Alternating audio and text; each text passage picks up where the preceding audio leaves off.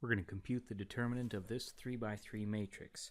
Notice that just to keep things interesting, there's this constant b in the matrix A. So we're going to compute the determinant of A, and let's go, we'll first do it using the first row. The first thing I like to do when computing a determinant is to write down a little matrix of the same size with pluses and minuses in it. This is going to tell us, notice the checkerboard pattern here, this is going to tell us whether the coefficients we're going to write down are going to be positive or negative. Okay. So now, using the first row, along this row here, I'm going to start and I'm going to write this 1 here. There it is. And that I'm going to multiply by the determinant of a 2 by 2 matrix.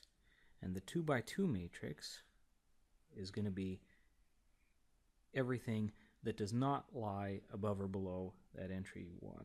So here we go. Sometimes this is called a minor submatrix. Okay. And then, now this coefficient here, that 1, is positive because it corresponds with that plus sign there. Moving along the first row, the next entry in this plus or minus matrix is minus. So we're going to have minus here. And then we'll have 0. That's this 0 here. Oops. Let me circle it in a different color. That's this 0 here times a 2 by 2 determinant. And what goes in there? Well, actually doesn't matter. What would go in here are these entries here, 0, 3, minus 1, 5, but we don't need to bother computing that determinant because the coefficient is 0. So let's just move on to the next one. Now, notice that here, moving along the first row, here we have a plus sign, so the next coefficient will be plus. If you've computed cross products, this is very similar to that. And then the next entry in the first row is a 1. So let's put a 1 there. 1 times, again, a 2 by 2 determinant.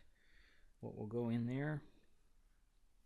Everything that doesn't lie above or below that entry 1. So in this case, it's 0, b, minus 1, 4. So now we've reduced taking a 3 by 3 determinant to taking 3 2 by 2 determinants, and this is a little easier to do. So here we'll have 1 times, this will give us 5 times b, minus 3 times 4 is 12, okay, minus 0, plus 1 times 0 times 4 is 0, minus b times minus 1, so minus b. It's easy to make little sign mistakes here.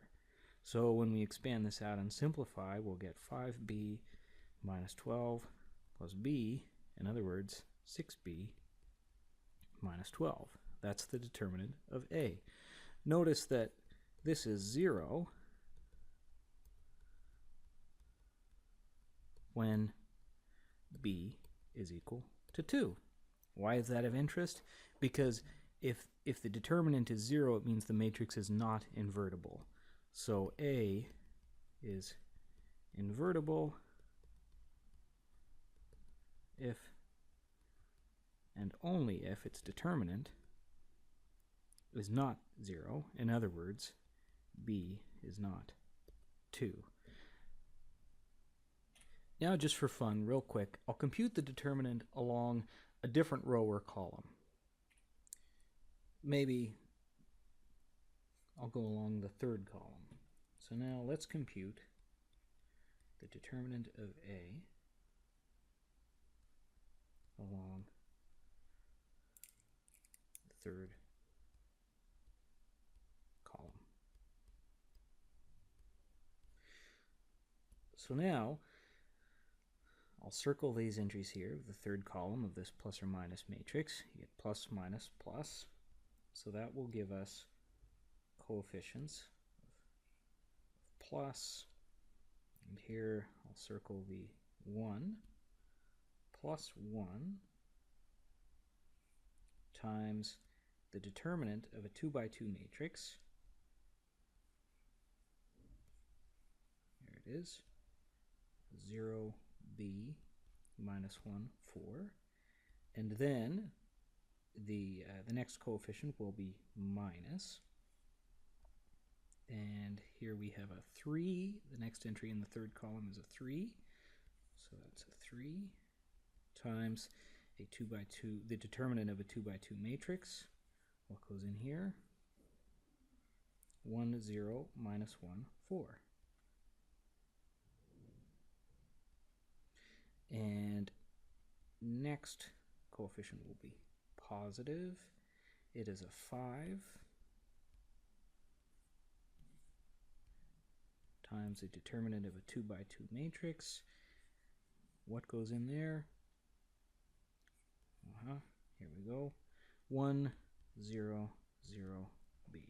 And now when you work this out, you'll have 1 times 0 minus b, so plus b, minus 3 times 1 times 4 minus 0 is 4, plus 5 times 1 times b is b. Again, you'll get 6b minus 12 as before.